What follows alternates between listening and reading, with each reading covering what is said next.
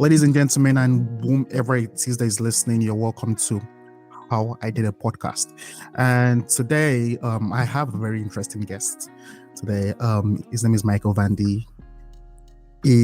I told him when he joined, like, he's literally like the youngest person I've spoken with in the last 8 weeks. Everybody has like 30 years of experience, 20 years of experience in business and tech and things like that.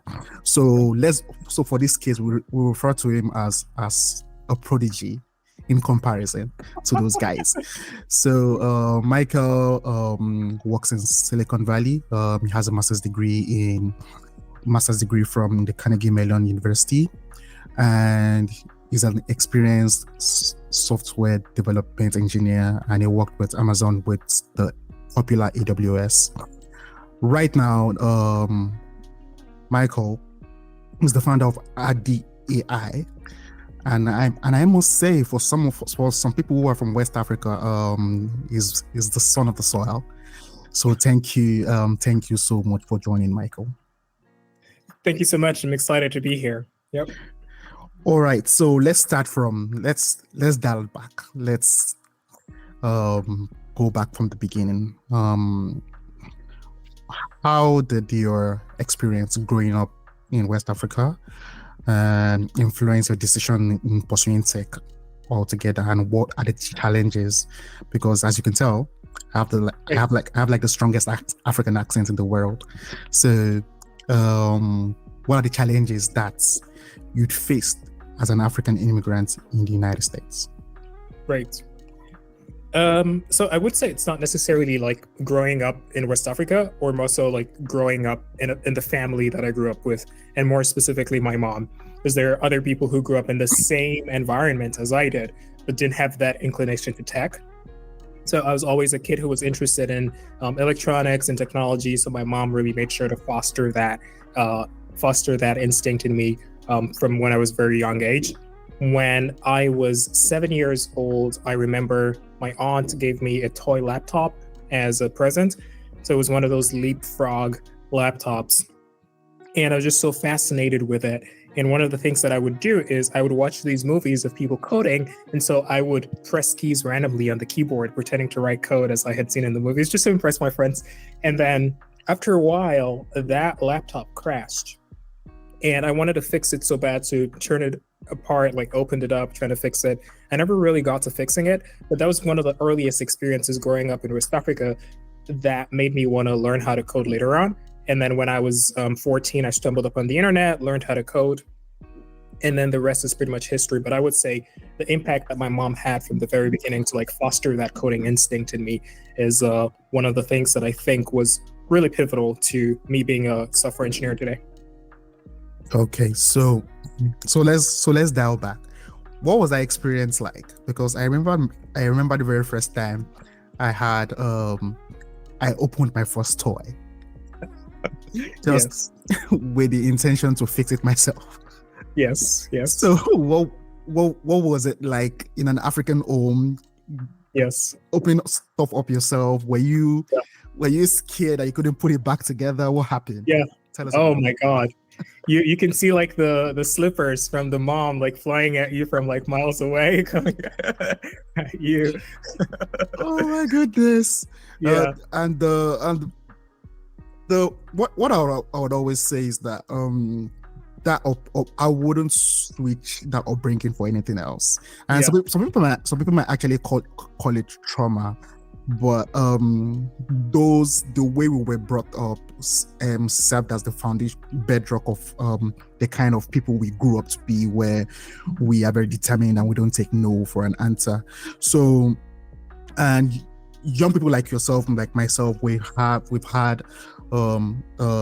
these stories told in different ways, and the way it has shaped us. So now, speaking to those young people, those young entrepreneurs who come from diverse background, who are looking to break into tech, what are the kind of advice that you would give to them, that's you gathered as a result of your experience, that will give them that jump forward? Yeah. I think the biggest thing that you can make to change your trajectory of development as an engineer is deciding where you live. I know that answer is not as simple as everyone, like, oh, move to Silicon Valley or move to Seattle or move to somewhere else. I think there are places in Nigeria or in other places like, I don't know, Lagos. They do have places that are hubs for tech, right? If you have this inclination for something, you should not only surround yourself with people who are like you, but also move to a place that fosters that thing. Like the place that you live in lives and breathes the thing that you always think about. So my biggest advice to people is just like move. When I think about all the things that I have done to improve, my trajectory as a software engineer, if I was still in Sierra Leone, I would be a pretty decent software engineer, probably like the same as I am. But moving to the States and moving to Silicon Valley is one of the most pivotal moments of my life, because I get to meet people who have way more experience than I do, people who are just genuinely wanting to help you. So I do get that answer is not going to be for everyone, because you just can't wake up and get a US visa. But you can wake up and probably move to a city that's like more techy, and then probably build your way from there. So I think most people should, move. And I can actually relate to what you just said. And let me just like on a tangent a little bit. That's one of my, because I'm in marketing. Yeah. And the weird part of me is that I used to code. My dad made me code, quite frankly, and I was good at it, but I didn't enjoy it. And it was during the period in which I was coding that was when I discovered a part of digital marketing it's kind of techy, not the conventional marketing that you know. So one of my colleagues asked me if I were to do something differently, how would I have done it? And I said, the way with what I know now and what I've accomplished and what I've learned so far, I would have found a way to move closer to the hub of where it goes down when it comes to my industry. Yes. And there are two places in the world, that is in the advertisement world, New York and London. Yeah. I'm in London now. Exactly. But looking at my advice, I actually took that advice in hindsight when I was in Lagos, Nigeria, because the hub of advertisement in the whole of West Africa is in a small part of Lagos called Maryland. Interesting. Yeah, and Maryland, like the state of Maryland. It's like a county. Nice. It's like a county in Lagos, so it's called Maryland. That's where all the, probably, I'm just making this number up, probably 25%, 30% of the ad spend within that region is coming from that small county. Yeah. And I found my way to get into that county. So that was how I knew him.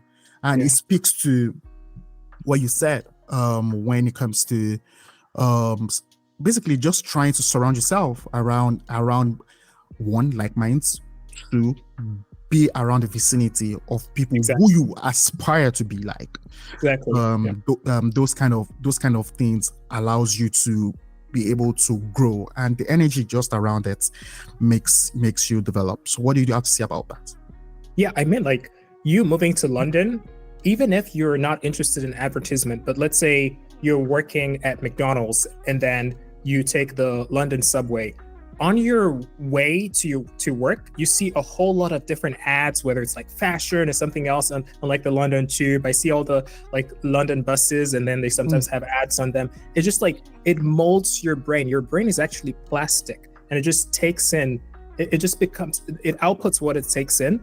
So even if you're subconsciously like seeing all of the, environmental impacts of it, even if you're not like deep within it, like it starts to mold your brain over time. And I think that's absolutely useful for anyone, not only advertising or tech, but something else that might be different from this. Right. So thank you so much. And so all of you guys whom we have been speaking with, as his name is Michael. If you are not on YouTube, you are just listening on Spotify, his name is Michael, and he just spoke with us about his background and what he would have done differently. Now, Michael has moved from West Africa, and Michael is in America. So let's go into the products. So so can you describe the process of launching a product? Like you launched a product that achieved 10,000 signups. Now you achieved a lot of signups. Now you can talk to not just the audience but me at the moment, because I also have a tech startup that I just co-founded, and we are gaining traction. And I feel, not to put pressure on you, I feel the kind of response that you're going to give is probably going to help me in some way or the other. So if you want to launch a product, what are the things that one can look at to roll out a product successfully and start gaining that almost immediate traction? Right. So we got 10K signups in 1 week, and grew ever since then. And then we've pivoted the product a little bit away from that. And if I was going to give advice on launching a product, I think I'll talk about how our product came to be. And then I'd probably talk about some of the things I learned about it. And then that would morph into advice. So our product was never really meant to be a tech company. It was something that I was live streaming on YouTube, building this product. We still have the live streams up there on my YouTube channel. So I spent like 15 hours live streaming, building this email assistant for myself. And then I posted it on Twitter, shared it with the world, and people wanted to use it. So it went viral. So that's the one tip I would give. And it was unintentional for it to go viral. I just built something and shared it on the internet. But if I was going to re-engineer a product from scratch, first of all, if it's a consumer product, you'd want it to go viral in some way or another. And then you have to build something like a golden demo. A golden demo would be, what's the most interesting 30 seconds clip that you can share of your product that would make people want to reshare it? And I think I just texted a bunch of my friends, about 10 or so of them, to retweet it in the first hour that I posted it. And then that became the initial boost that it got. But with that initial boost and the interestingness of that 30-second demo, and that 30-second demo was an AI writing an email for itself in 2022, when all of the whole AI thing was just happening. So 13 million people ended up seeing that tweet. And then we got 10,000 signups as a conversion from that. And so after that, I was still in school, still trying to build the product a little bit more, and transitioning from building a product to more of a company. And that's a whole different thing. Because you have to look about go-to-market, who's going to be your beachhead customer, who's going to be the first ideal customer profile with business models and things like that. So I don't know if I'm going to get into that piece in this for this answer in particular, but can I ask, are you building a consumer product or an enterprise product? It's a consumer product. So Okay. it's a transition school. It's called Transition School. That's the name. So it helps people who are interested in code, be it in product management, data analysis, business analysis, and things like business analysis and things like that, for them to transition into tech. So web development, the whole 9 yards. So the product here is it allows them to learn from coaches, get mentorship, prepare them for interviews, and be able to get the kind of jobs that they aspire to get, or even start within the tech industry that they want to get into. So the product is called Transition School. So that's it. And is the product done? Is it ready to be used? It's live, and we've done revenue already. We've done over 20K in 6 months. Let's go. Nice. Done around 20K in 6 months. We have over 5,000 within our community, and we've graduated about 100 paid students at the moment. So do you have ones that are promoting the product? No, it's all bootstrapped. I see. So we have.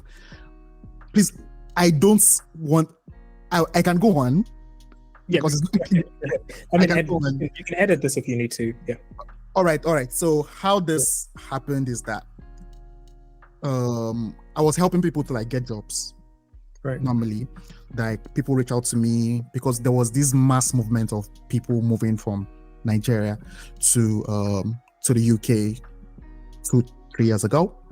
Right. So what happened then was that the people who were pretty much middle class, who had well-paying jobs, moved over to the UK. And you know the typical immigrant story. They needed to start from the bottom and make their way to the top. Essentially, they couldn't work the exact job that they were working in Nigeria. Right. And so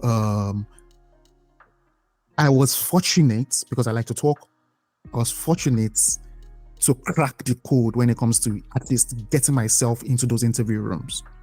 Right.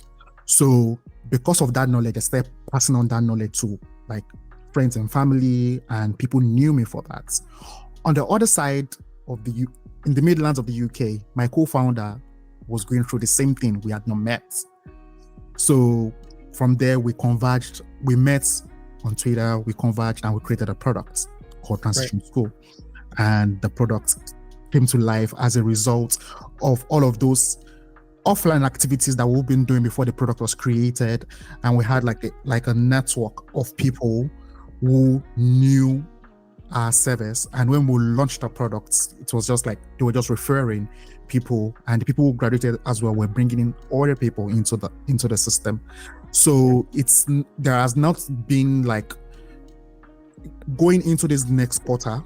Now this is really the first time where we'll be heavily marketing when it comes to like doing influencer marketing and things like that. We just do regular posts, go to podcasts, go on seminars, go for regular stuff. But we want to be much more aggressive when it comes to the marketing. So that's our story. So I don't know how that relates to what you were about to say now. Oh, I was about to say, if you're building a consumer product, I think one of the ways you could do really good marketing is if you can find a couple of influencers in your niche. It doesn't have to be a lot of influencers, but ones that already have traction, ones that already have like a community, because what you want to build is a community, and then pay them like £300-400, and then have them make videos about your content, like 20-second TikToks, and then just post it. In the earlier days of these AI demos, I've seen some like AI companies grow from like 0 to $1 million in annual recurring revenue with just one shiny demo and a couple of clips that they would post on social media. For instance, I'll give you this example. This was like an AI tool that would give people answers during the interview. Yeah. So I saw like a bunch of clips of influencers just posting like a video of their friend taking an interview and then seeing the answers, and then it was literally like being recorded, and you would know that this is not happening in real life. But then that got so viral because people were commenting on it. The world is gonna change, like blah blah blah, and things. Yeah. And then it just went viral. So I think like just try to go viral once. Just you're one viral video away from getting 100,000 signups, and I guess people should not try to chase 100,000 signups. Try to chase one viral demo, one viral video, and that's like much easier goal to get to, and then everything else will fall into place. Wow. Honestly, I have not thought of it like that. And for somebody, because I'm naturally not an organic content person. Okay. I'm an advertisement person. So I promote stuff with budgets. Yes. So so when I was trying to explore bootstrapping things organically, I just felt leveraging, just keep on posting, just keep on showing up and going for going for events and things like that. And the pace has been gradual. And I feel, I'm sure you feel it as well. You feel there's still so much on the table, there's still so much opportunity on the table that you've not claimed for yourself. Right. But the way you've described it is that at times it's not looking at, because we have a way in which we do it. We look like, okay, do like 10 things, and when we should do those 10 things, we know the kind of numbers that will come in, and we're okay with it. But what you just said now is something that is very surgical, very, very specific. go for that one viral moment. Yeah. And that viral moment brings in, the way you described it, will bring in more traffic than we can, Yep. that we are currently going through, that we are currently considering. And as it is, probably sign up. So come in and we'll start getting people into the doors. So thank you so much for explaining that, because I'm sure many people getting business results is not, as I say to everyone, the point of this podcast is not to have one manual or one formula to make real business decisions. It's a compendium of different experiences, and you decide which one you want to pick from it all. And you talked about your product before we go into your product, but this question obviously is going to talk more about what IDEAI does. Sure. So how is AI being used to improve the efficiency and accuracy of loan application process? Because we know AI from a generative AI perspective. That's what most people know AI as. So how does that work? Yep. So I mean, like, generative AI has been everywhere these days. And essentially we use a mix of generative AI and some sort of like neural networks and classifiers. But in simple terms, what we do is we speed up loan origination. So right now it takes anywhere from like 45 to 60 days when you're applying for a mortgage loan to get approved. And that's because a literal loan officer has to review all of the documents that you send, hundreds and hundreds of pages of documents, like your previous bank statements, your tax returns, and they have to assess your credit worthiness. And it's one of the most gruesome processes that you would ever go through as an adult. So you send it to a loan officer has to go through all of that. And then sometimes a loan officer hires multiple processors that would have to go through hundreds of pages of documents just trying to find one thing that would disqualify you or just one thing that would qualify you. So what we do is we give these loan officers AI products and tools to help them do these document reviews. So it reviews documents faster, does background search on the borrowers, and it also helps with like client follow-ups. So imagine having missing paperwork and then having to call up the borrower and say, hey, can you submit this missing paperwork? You can have AI handle all of that. And all of this just helps speed up the process from weeks to a couple of days. Okay, so what you just explained is pretty much B2B. It works at the enterprise level. Yeah. So you have this product that is able to like reduce the time in which mortgage loans applications are being processed. Now, the product is ready. What are the kind of setbacks, the kind of challenges that you've noticed in the process of you trying to pitch this product to so the businesses that you want to be in business with? Yeah. What are the consistent patterns that you've noticed in terms of pushback from your perspective? Yeah. And so something that I would say that would be quite personal would be like, I am 24 years old. I've never bought a house. I've never worked in the mortgage lending industry before. So I'm coming in as like an outsider into the industry, right? So pitching this idea, you have to pitch it in a way that people know that you're a thought leader. And that can be a little difficult when you are sort of like a young person trying to innovate. It just so happens that the industry moves really slow.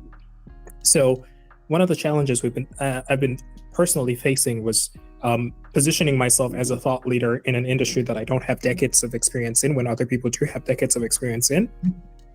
And one of the ways I'm overcoming that is just positioning myself as an AI expert rather than a mortgage expert, and then having advisors who bring in mortgage IQ.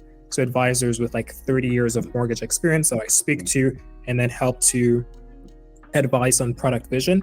And then I get to advise and impact technological vision. And then that's what I go with in these pitches. But it's definitely challenging when you're trying to innovate in an industry as a young person and you don't have decades of experience on your back. Okay. So what you just described now in Nigerian parlance, they call it C finish. So C finish, probably you might understand how pidgin English works. Yeah. Like, assuming you're gonna, once you met me today, you're very respectful, and if I should move in with you, then you might no longer need to be respectful because now we are cordial. Yes. So the point, because you're young, they just be like, come on. It's just like they've seen you finish, and it's usually like that in when innovation meets status quo. Let's put it that way. So so at times, and I actually like the angle that you're coming from, that is trying to be the AI thought leader, because that's what they can't compete with.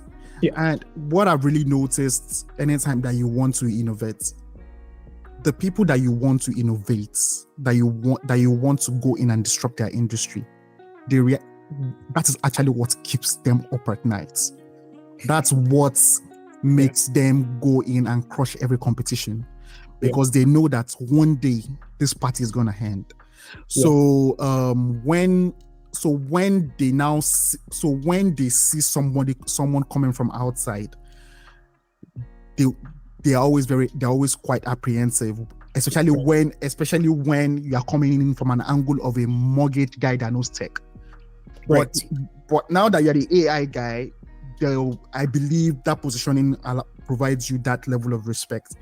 But in 2008, you were probably in primary school or something. I was.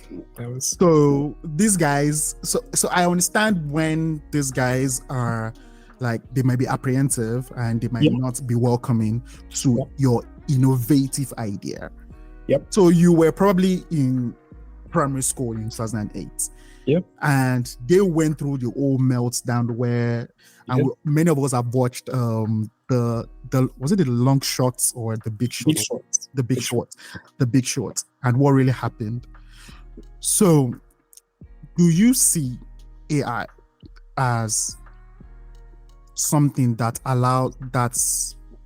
democratizes access for people to be able to predict such events within the mortgage space? Because that guy, I can't remember his name, he crunched those numbers and was very sure of it, and he made a position against that, and that position wasn't made public. And he did all of that. Do you think that AI will be able to help us prevent this kind of issues in the public for an average Joe like myself? Right. So I have a very unconventional opinion about that, which I think is that you don't even need AI to predict whether or not there would be a market crash with mortgage-backed securities.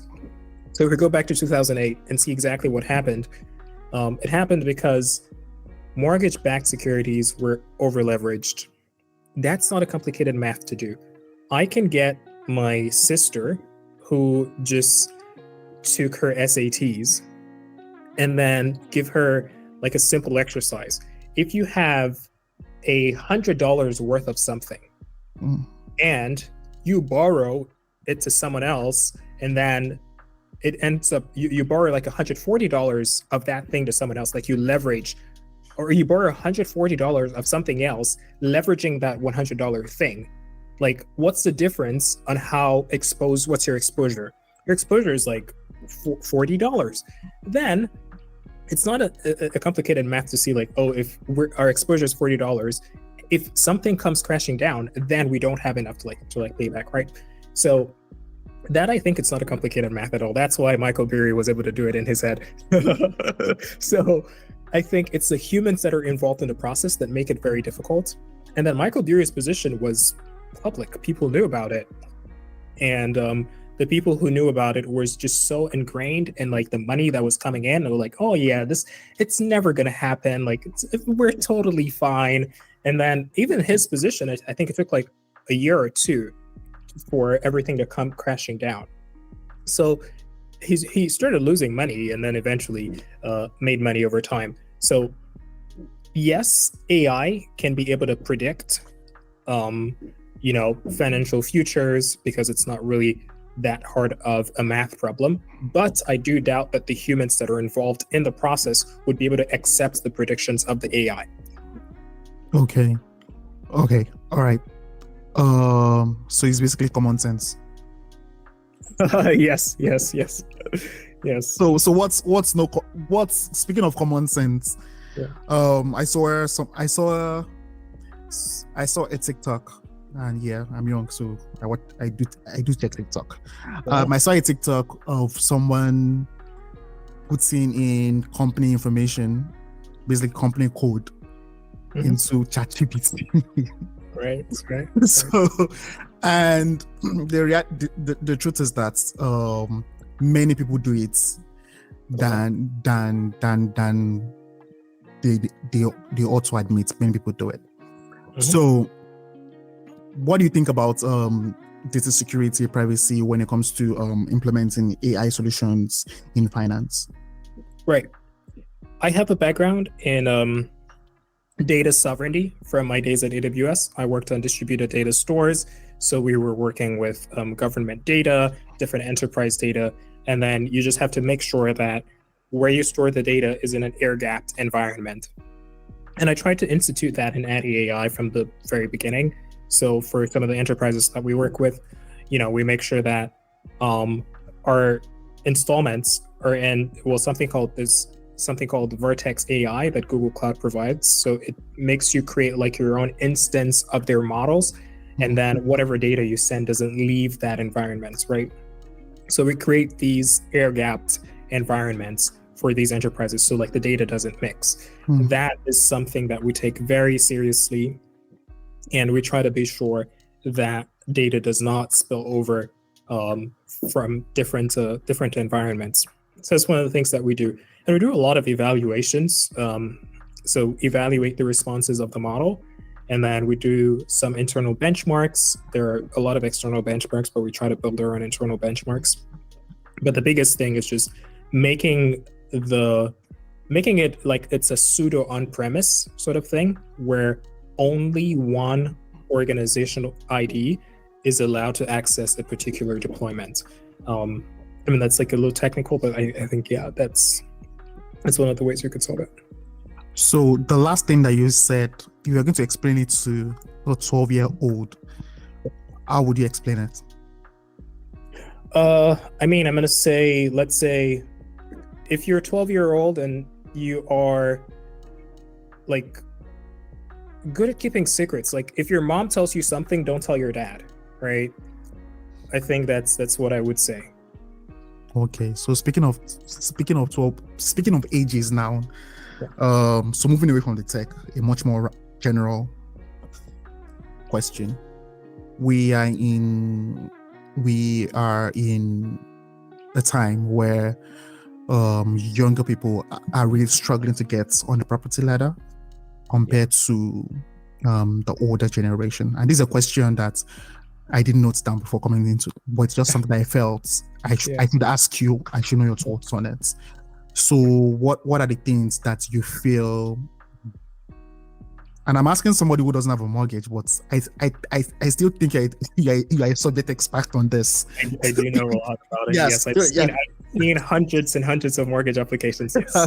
So what are the things that you feel people can do? At least people young as we are, people who are earning averagely maybe between $50,000 to $70,000 per annum. $40,000 to $70,000 per annum. How they are able to get on the property ladder via mortgage. Yeah. So first things first, try to build your credit really early. You don't have to be 18 to start building credit. You can be really young and start building credit. Get some sort of like credit card or something that you buy something off of every month and then you pay it back off. It doesn't have to be a lot, so that's it. And then if you look at it in the perspective of a loan officer, the person reviewing your application for a loan, what they want to see is consistent income over time. If you're 22, you've only been working for 2 years, you only have 2 bank statements making like 50K, and then you want to buy a house, you probably shouldn't buy a house. If you're thinking of, let's say, doing it as an investment, then you create an entity, then you use the loan that you get from the entity to, if you want to feel really entrepreneurial, and then you use that to like buy multiple properties. But if you're going to buy a house that you can, stay in and say, oh, hey, I want to buy a house, then you're going to have a hard time because the loan officer wants to see consistent income coming in over time. So that's actually hard. And then if you're actually entrepreneurial too, if you're in the US and then you don't make like a regular salary, it's something called a 1099, which is, like this month, your business might be going really well and you make 10K, and then the next month you make like 1K, and then the other month you make 100K. So I'm a loan officer, I have my money, and then you're asking me for $300,000, and then you're going to guarantee me that you're going to pay me 5% interest over 30 years every year on top of that. And I'm like, wow, you've only been working for 2 years. Like, what's going on, dude? So trying to build credit really early on is what I would say would be my my biggest advice to young people trying to get property. And I guess if you're a loan officer as well, you just have to be, I would say, understanding of like people's potentials. I think like AI has the opportunity to do a lot of these analysis, and then so loan officers don't have to guess like, will this person be laid off and things like that. So it's a much deeper question, as it's a trust question, I would say, as opposed to more of like a very objective question. But I hope I answered your question. yes. You did. You did when it comes to building one's credits. Yeah. It's very important. If you want to get on a property ladder in the Western world, in Africa, you can save up and just buy a house, or beg God to bless you and you buy a house. Here, you can actually buy the land and build, and just keep on building step by step to you own a home. Or what you do is you find land that no one has been touching for like 10 years, and then you build a fence around it, and then you claim it, and then you give the mayor or the governor some money. Yeah, some people do that, but it's illegal. Yeah. Oh my goodness! Thank you so thank you so much. Just tell me your final question. Obviously, an unpopular opinion around AI. There's this movement of like AI is going to replace, a lot of jobs and things like that. I think that has been debunked a whole lot of times. So I don't want to. Yeah, there's nothing I can say that you cannot find on the internet. But an unpopular opinion I have about AI for people working on AI, especially in fintech, would be them thinking that AI is the next big compute revolution. I think everyone thinks that AI is the next big compute revolution. I don't think so entirely. I think, AI has been something that has been, if we look at like neural networks, has been worked on since the 1950s. It's been working for a really, really long time. And it has been in our lives for so long. And it's only just now like coming to fruition. And there's this movement of like artificial general intelligence enthusiasts who think that there's going to be like the one particular AI that is going to be all powerful, omnipresent, like, is going to be able to do everything. So there's the AGI movement.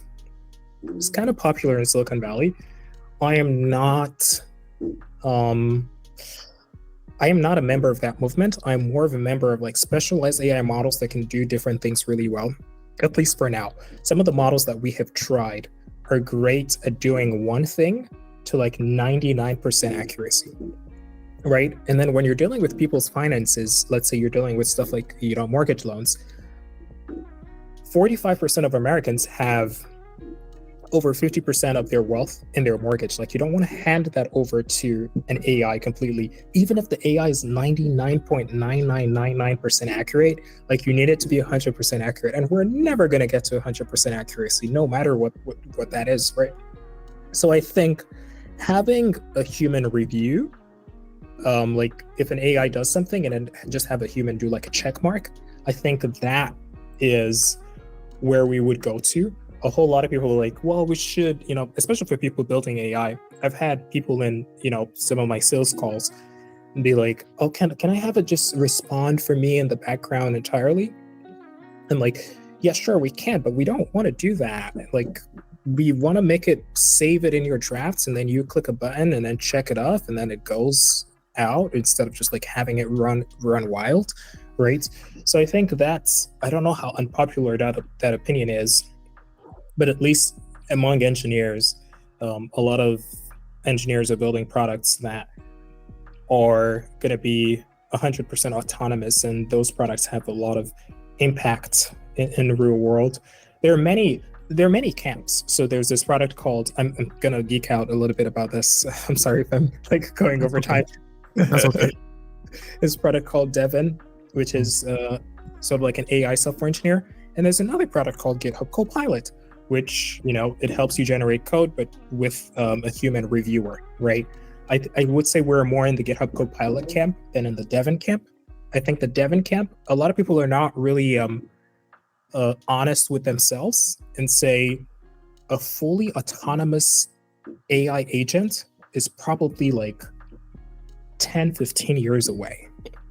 I work in this co-working space with some companies who are, I would say, top AI agent companies, and then it only works well when it's constrained to a particular use case.